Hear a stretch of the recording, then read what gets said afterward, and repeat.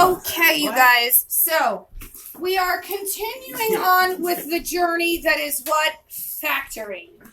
Okay, and you already wrote this down. This is factoring by grouping, and I kind of already touched on it with the bell work. So you guys, Is this on notes? you have to. Yes, this is in the notes section. Okay. Okay, so you have to again look for clues. Okay, so put the star. Put the star.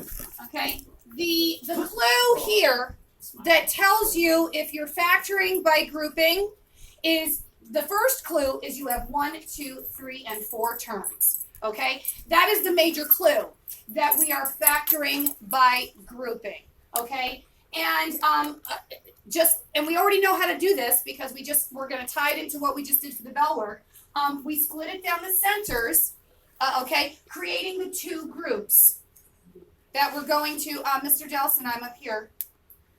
So the 2 groups, okay, that we're creating, and all you have to do, one step, you guys, pull out the GCF, and we already know how to do that, okay? So we're pulling out the GCF of both sides, and you just look at both of these and say, what do they have in common? They're both multiples of 3.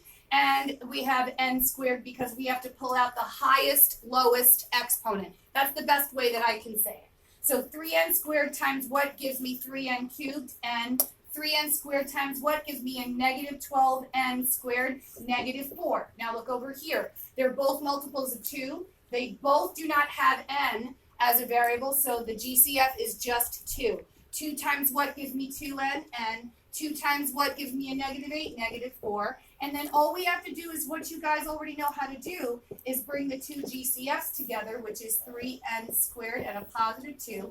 These match, and we have n minus 4, and that is factoring by grouping. So what I need you to take away from this is what we're looking for. The clue that we are looking for is, okay, 1, 2, 3, and 4 terms. That's your clue that we're factoring by grouping. Okay? That's a wrap.